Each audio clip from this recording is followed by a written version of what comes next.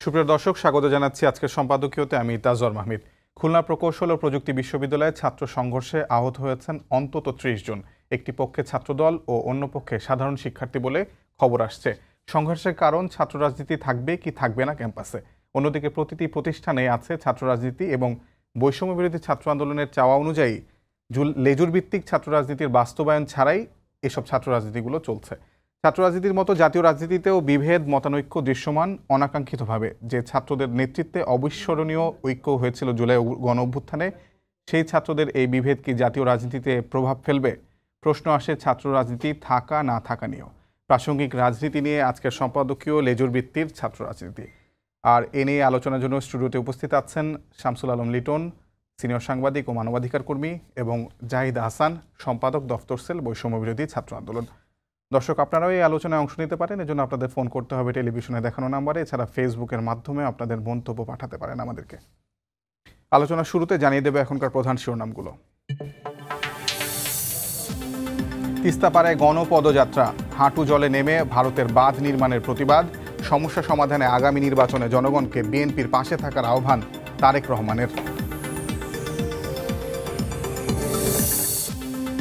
ক্ষমা চেয়ে নির্বাচন করতে পারবেন ফ্যাসিবাদে জড়িত না থাকা আওয়ামী লীগ নেতারা, জানালেন উপদেষ্টা আসিফ মাহমুদ। সুযোগ পাবেন না গণহত্যায় জড়িতরা।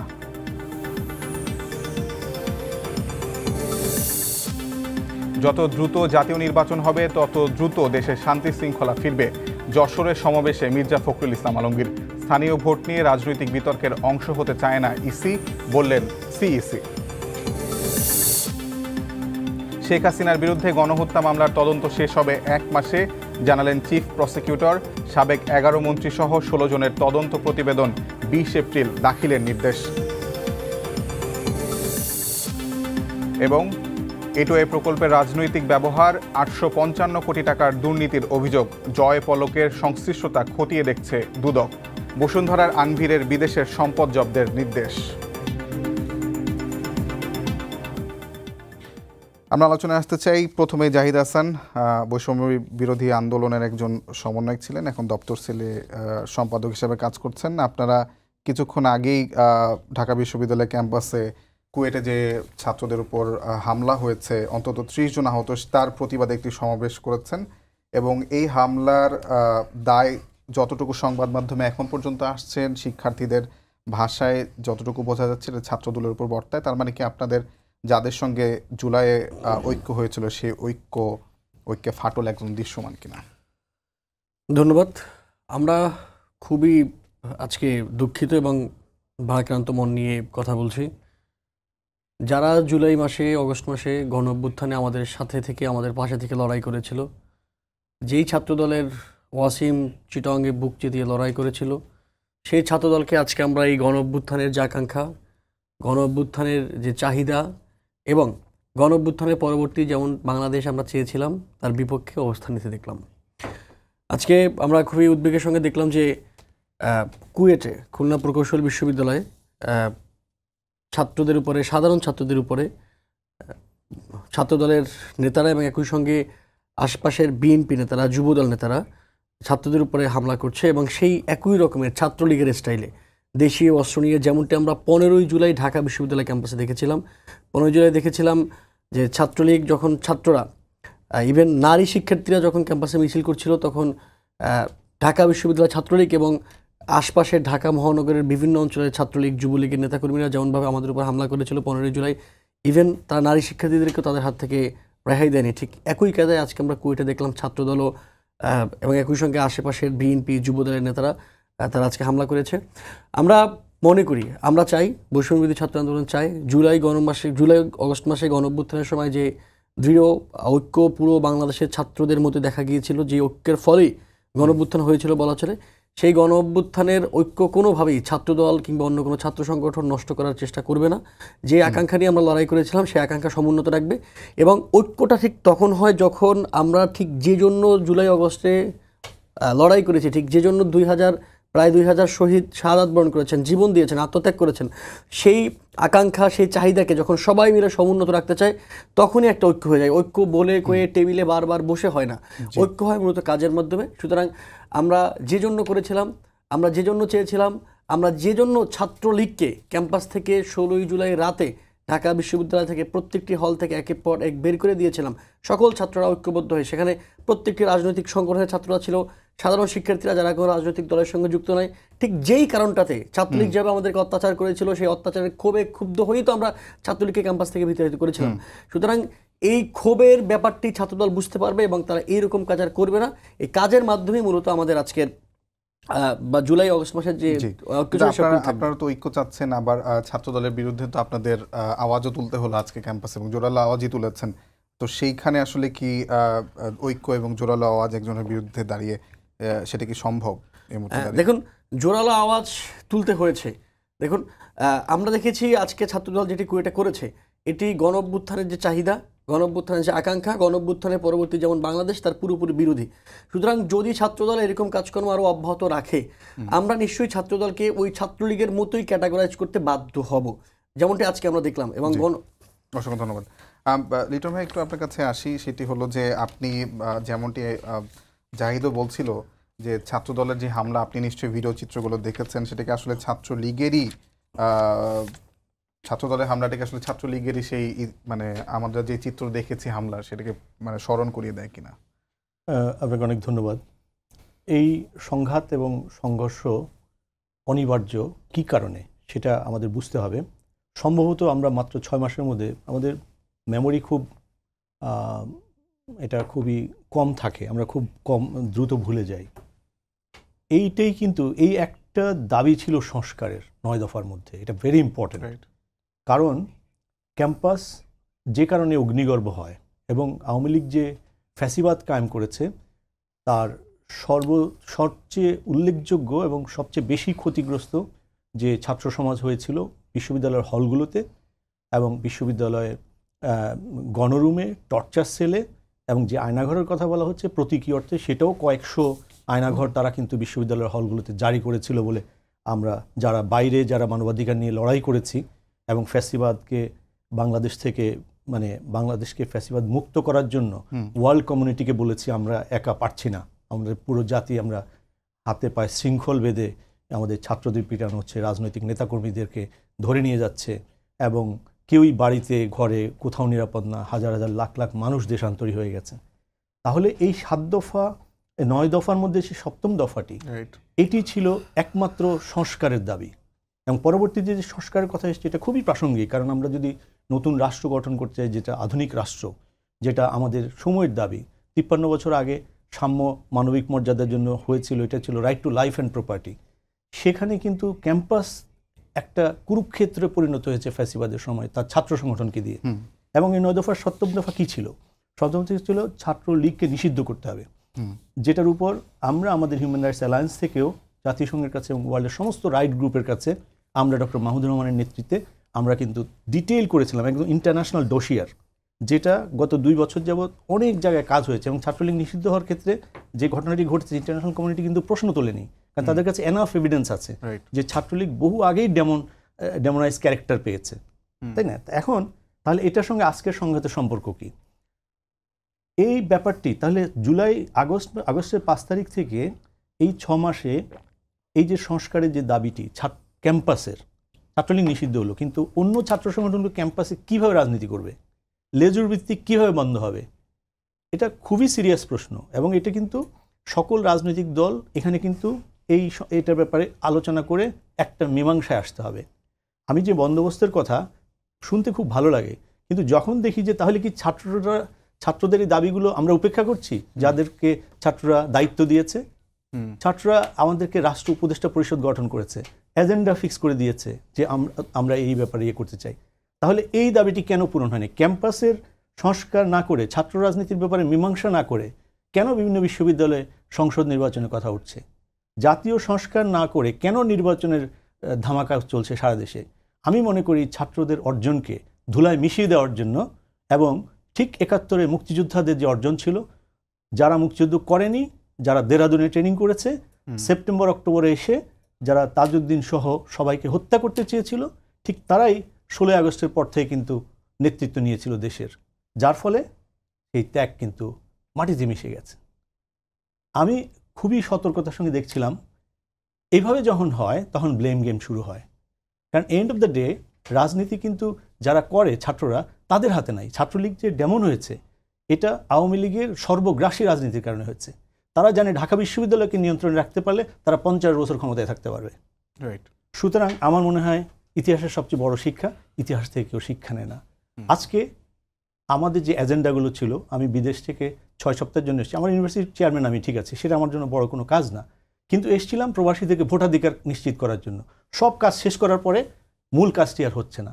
সুতরাং আমি বুঝতে পারছি এইরকম গুরুত্বপূর্ণ এজেন্ডাগুলো এভাবেই মার খেয়ে যাচ্ছে রাজনীতির কাছে, এবং আমাদের এভাবে চলতে থাকলে আমাদের জন্য আরও ভয়াবহ হয়তো পরিস্থিতি অপেক্ষা করছে। ধন্যবাদ।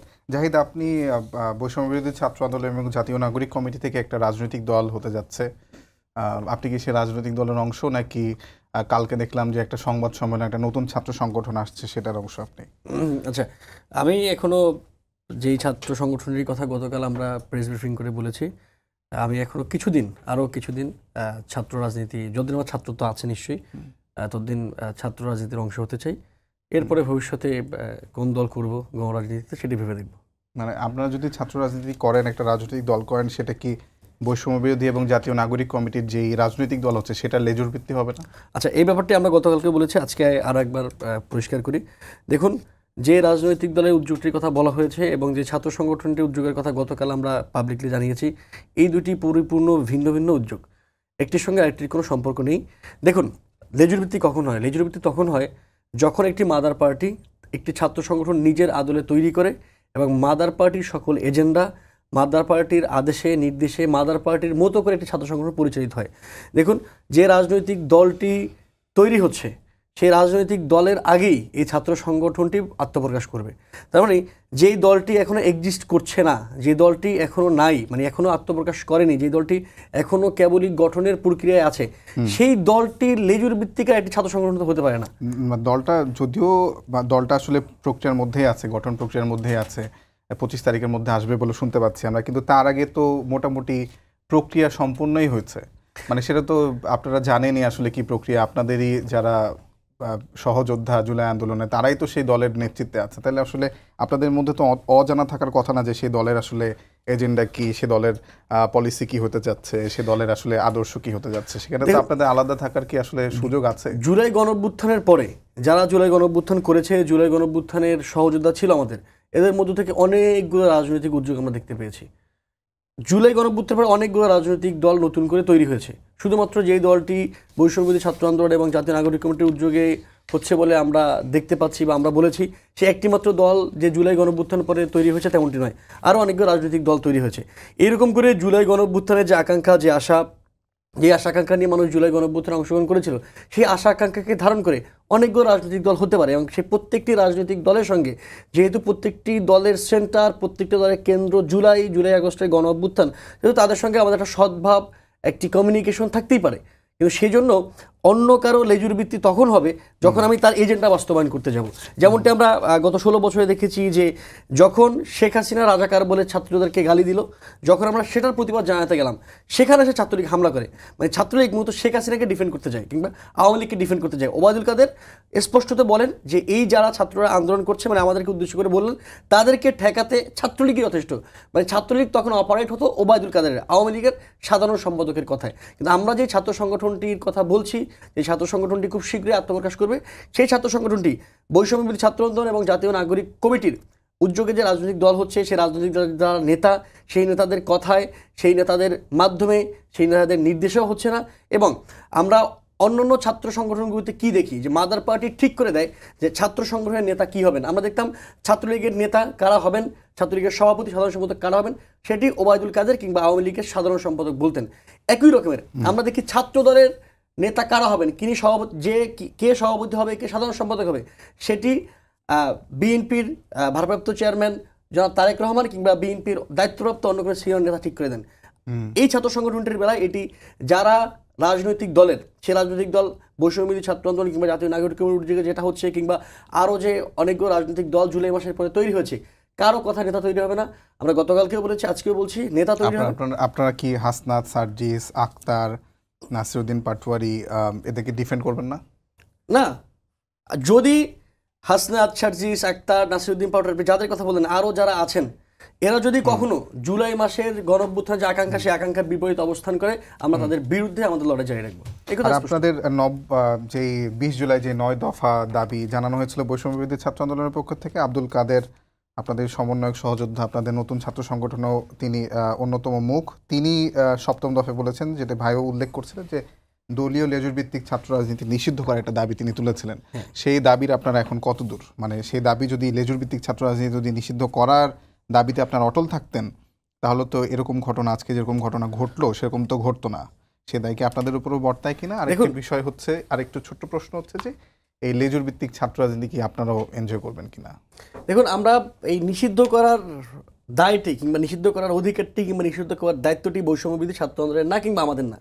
এই দায়িত্বটি যেহেতু অনেকগুলো বিশ্ববিদ্যালয় স্বতন্ত্র, স্বায়ত্তশাসিত বিশ্ববিদ্যালয় প্রশাসনের, কিংবা আরও একবারেই বললে দেশের বা রাষ্ট্রের, সরকারের, এই দায়টা আমাদের না। আমাদের দায়টি হচ্ছে, আমরা যেমনটি জুলাই মাসের 20 তারিখে দাবি জানিয়েছিলাম যে লেজুর ভিত্তিক ছাত্র রাজনীতি প্রত্যেকটি ক্যাম্পাসে নিষিদ্ধ করতে হবে, এখন আজকে তো আমরা বলে এসেছি। আজকে ছাত্রদের হামলার পরেও আপনি যেটি বলছেন, আমরা একটি মিছিল করেছি, বিক্ষোভ সমাবেশ করেছি, তখন আমরা বলেছি, গত 6 মাস, গত 7 মাস ধরে আমরা বলছি যে বিশ্ববিদ্যালয় ক্যাম্পাসে কিংবা অন্য যে কোনো কলেজের ক্যাম্পাসে লেজুর ভিত্তিক ছাত্র রাজনীতি চলতে দেওয়া যাবে না। কিন্তু নিষিদ্ধের অধিকারটি আমাদের না, আমরা নিষিদ্ধ করতে পারি না, আমরা কর্তৃপক্ষ না, আমরা আমাদের দাবিটি কেবল উত্থাপন করতে পারি। আপনারা যখন ওই 9 দফা দিয়েছিলেন তখন তো প্রধানমন্ত্রী ক্ষমতাও চেয়েছিলেন, সেটারও তো আপনাদের এখতিয়ারভুক্ত ছিল না। মানে যখন আপনাদের মানুষজন সরকারে বসছে তখন তো আপনারা এটা বাস্তবায়ন করতেই পারতেন না। আমাদের এটাকে আসলে মানে দাবিটা দিয়ে সেটা আসলে ছাত্রদের সঙ্গে এক ধরনের প্রতারণা হলো কিনা? না, দেখুন, আমাদের মানুষজন সরকারে বসেছে, এই কথা যেমন সত্য, তেমনিভাবে এই কথাও স্বীকার করতে হবে, যেই 3 জন উপদেষ্টা ছাত্রদের পক্ষ থেকে সরকারে নিয়োজিত হয়েছেন, সেই 3 জন উপদেষ্টা দিয়ে পুরো সরকার চলে না, সেই 3 জন উপদেষ্টা পুরো দেশটি চালান না। উপদেষ্টা পরিষদে, ক্যাবিনেটে আরও অনেকজন উপদেষ্টা আছেন, রাষ্ট্রের বিভিন্ন অর্গানে আরও অনেকজন, আরও নানা রকমের ব্যক্তিরা আছেন, তারা অনেকে বিভিন্ন রাজনৈতিক ব্যাকগ্রাউন্ডেরও আছেন, কেউ কেউ বিএনপির, কেউ কেউ জামাতের, কিংবা অন্য যে সকল রাজনৈতিক দল আছে সে সকল দলের। সুতরাং যেই 3 জন, আবার যেই 3 জন আমাদের পক্ষ থেকে বা ছাত্রদের পক্ষ থেকে উপদেষ্টা হয়েছেন, সেই 3 জনও যদি যে 7ম দফা বা যেই 9 দফার ভিত্তিতে আন্দোলনটি আরও বেগবান হয়েছিল 20 জুলাইয়ের পর থেকে, তার বিরুদ্ধে অবস্থান নেয়, তাদের পক্ষ থেকে আমরা অবস্থান নিব না, এই কথা পরিপূর্ণ স্পষ্ট। ধন্যবাদ লিটন ভাই।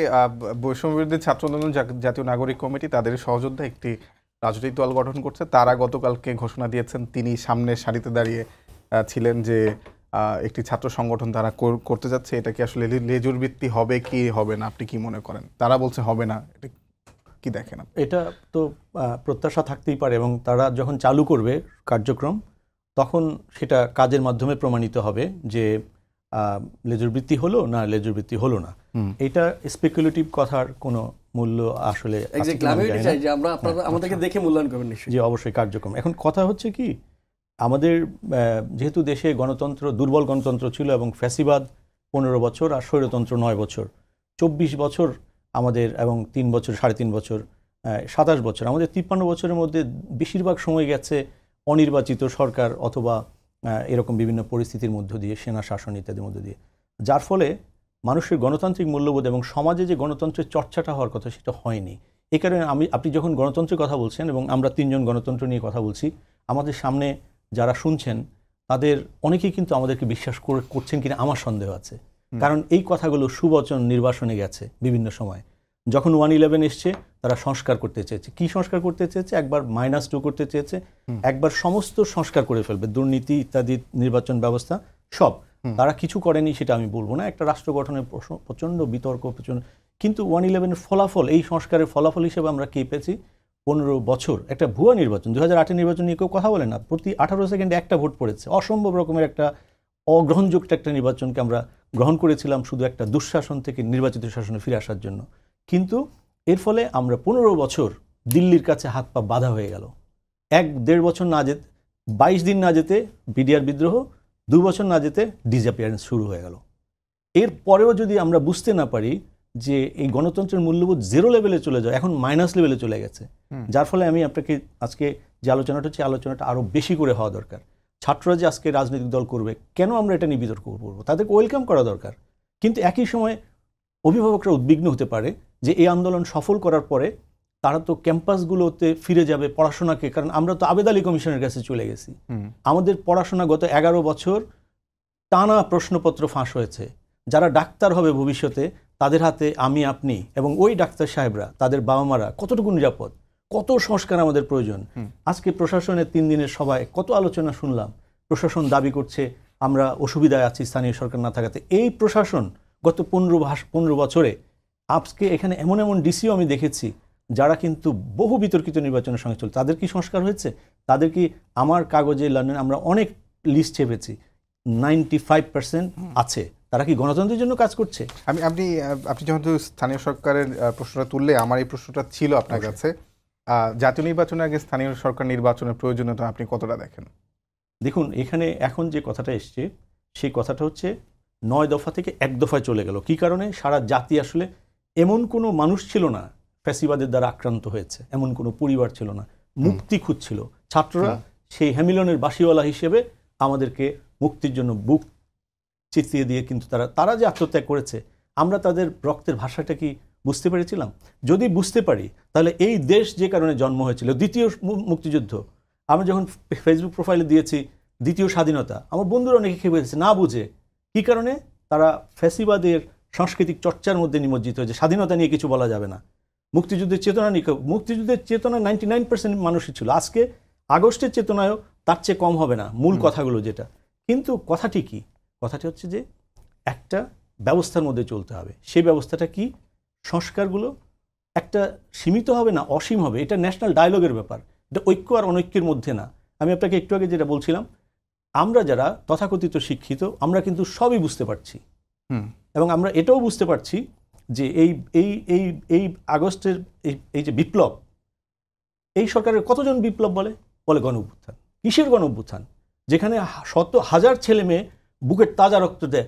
ও কি আমাকে নির্বাচিত করার জন্য, মন্ত্রী বানানোর জন্য রক্ত দিয়েছে? নো, সে ফ্যাসিবাদের অবসান চেয়েছে এবং ভবিষ্যতে যাতে কোনো ফ্যাসিবাদ না হয়। তো ভবিষ্যতে ফ্যাসিবাদ কে হবে আমি আপনি নির্ধারণ করার কে? প্রক্রিয়া ঠিক করতে হবে, ইনস্টিটিউশন ঠিক করতে হবে, এবং সেটাই হচ্ছে সংস্কার প্রক্রিয়া। সংস্কার প্রক্রিয়া যেতে হলে এটার গ্রহণযোগ্যতা লাগবে। পলিটিক্যালি কারেক্ট না হলে আপনি পৃথিবীতে যাই করুন না কেন আপনার ভবিষ্যৎ অনিশ্চিত। যে মানুষের জন্য আপনি করেছেন সেই মানুষই আপনাকে প্যাট্রিয়ট কবিতার নায়কের মতো। আমি স্থানীয় সরকার বিষয়টা যদি আপনাকে আরেকবার প্রশ্ন করি, সেটা হচ্ছে যে আজকে স্থানীয় সরকার উপদেষ্টা যিনি আছেন আসিফ মাহমুদ, তিনি বলেছেন যে যারা আওয়ামী লীগ করেছেন কিন্তু অন্যায় বা গণহত্যার সঙ্গে জড়িত না, তারা ক্ষমা চেয়ে আবার মূলধারায় স্বাভাবিক অবস্থায় ফিরে আসতে পারবেন, কিন্তু যারা গণহত্যায় জড়িত ছিল তারা পারবেন না। মানে এটা কি স্থানীয় সরকার নির্বাচন এবং এ ধরনের, এটা কি আসলে আওয়ামী লীগের জন্য আবার ফিরে আসার খুব একটা ইজি ওয়ে আউট করে দেওয়া হচ্ছে কিনা, হবে কিনা? আমি আসিফ মাহমুদের প্রতি আমার সর্বোচ্চ রেসপেক্ট আছে। ইয়াং লিডার এবং হি ইজ ডুইং ওয়েল, খুব ভালো কাজ করছে। কিন্তু এই কথাটি আমার কাছে একটু জুডিশিয়াস একটা কথা মনে হচ্ছে, যে একটা জুডিশিয়াল টক। যেমন সুপ্রিম কোর্ট সব শেষে যেমন সুপ্রিম কোর্ট একটা ডিরেকশন দিয়ে দেয়, এটা সেরকম। কারণ কে গণহত্যার সহযোগী আর কে গণহত্যার সহযোগী নয়, রাজনৈতিকভাবে অথবা সিভিল রাইটস অ্যাঙ্গেলে আমরা অনেক কিছু বলতে পারি, কিন্তু এই সিদ্ধান্ত, ধরুন এই যে এখন বলা হচ্ছে যে স্থানীয় সরকার নির্বাচন হবে, সেখানে যে ইউনিয়ন কাউন্সিলের চেয়ারম্যান আছে তার প্রচুর টাকা, সে এখন অন্য কোনো পার্টিতে জয়েন করে ফেললো অথবা তার আশীর্বাদ, তো সে তো বিচারিক প্রক্রিয়ার মধ্যে যায়নি। এবং আগামী 1 বছরের মধ্যে আমরা দেখছি যে 2 মাসের মধ্যে চার্জশিট এবং অক্টোবর নভেম্বরের মধ্যে অন্তত কিছু বিচার প্রক্রিয়া শেষ করার ব্যাপারে একটু বিতর্ক হয়েছে, তারপরে এটা একটা প্রত্যাশার কথা সরকার বলেছেন। এখন কথা হচ্ছে যে এইটা ফুল বিচার প্রক্রিয়া শেষ করতে কতদিন লাগবে আমরা জানি না। আমি অ্যাজ এ লয়ার, আমি ল প্র্যাকটিশনার হিসেবে বলতে পারি এটা মিনিমাম 3 থেকে 5 বছর এই প্রক্রিয়াটি চলবে, বিশেষ করে বিচার। প্রিমিয়ার হয়তো কয়েকটি কেস হয়তো নিষ্পত্তি হতে পারে, কিন্তু এটা 3 থেকে 5 বছর, এবার 10 বছর পর্যন্ত চলতে পারে।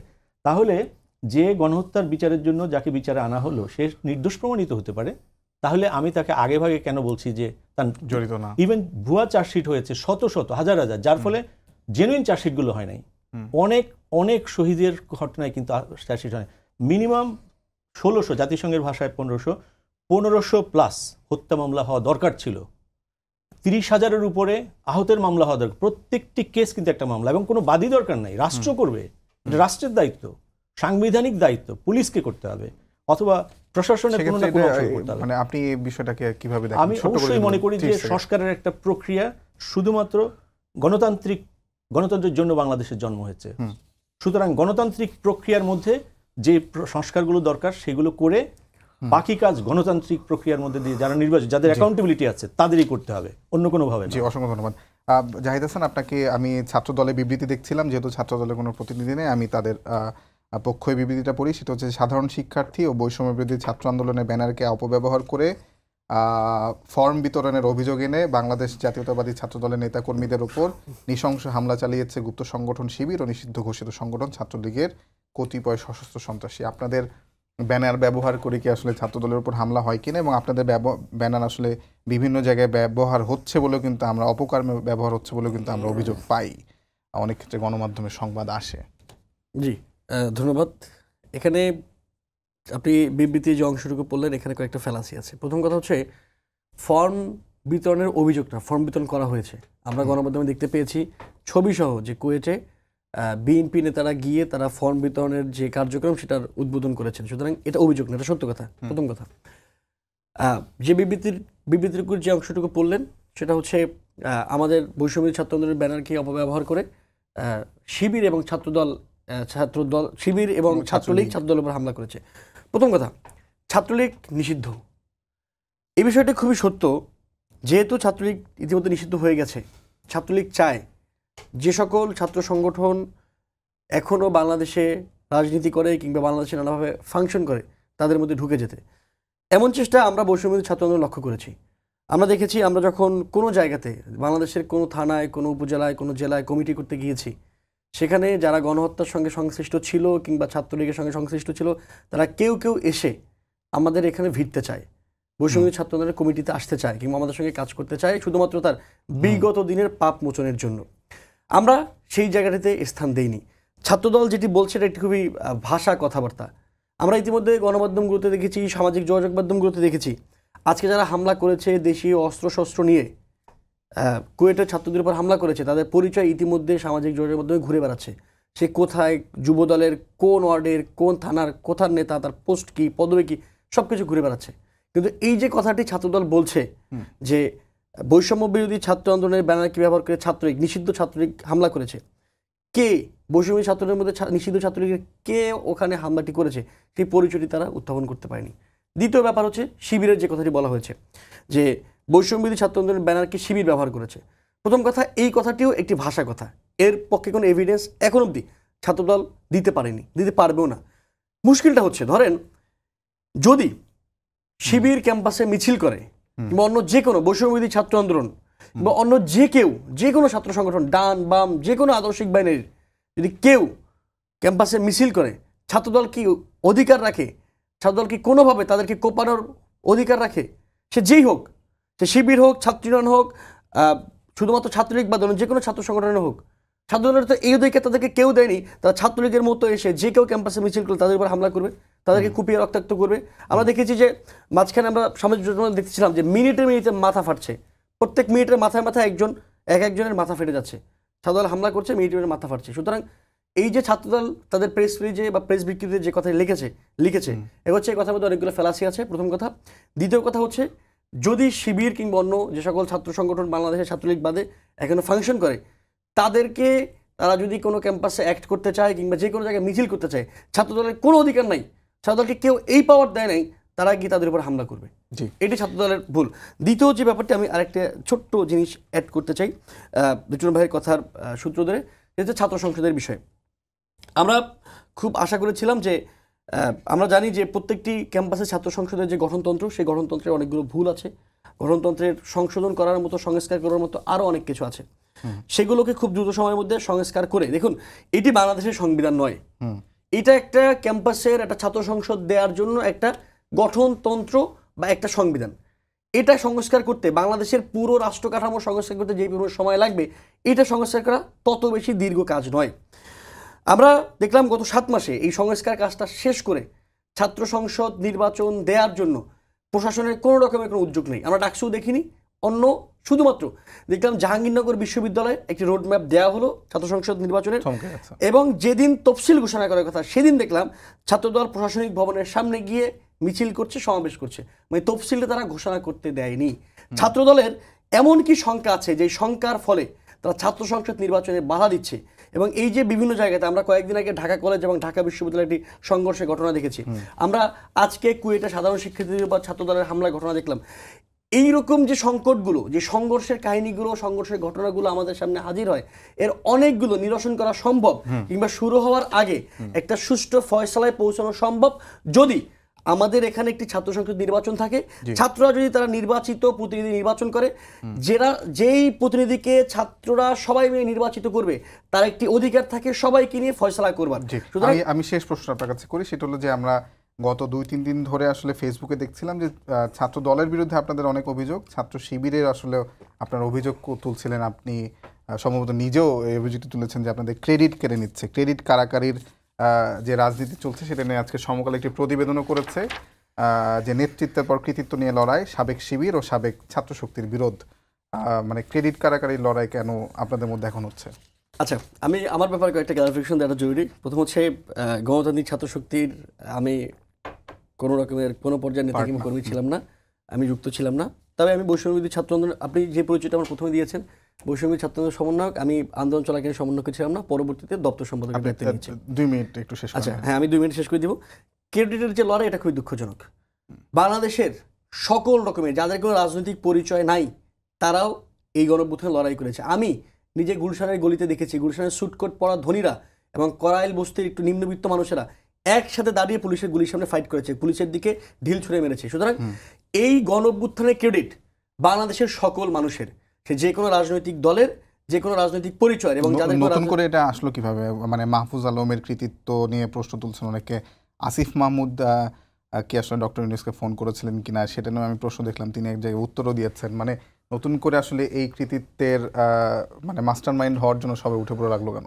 দেখুন, 18 জুলাই সন্ধ্যার পরে বাংলাদেশকে, পুরো দেশকে ইন্টারনেট থেকে বিচ্ছিন্ন করে ফেলা হয়।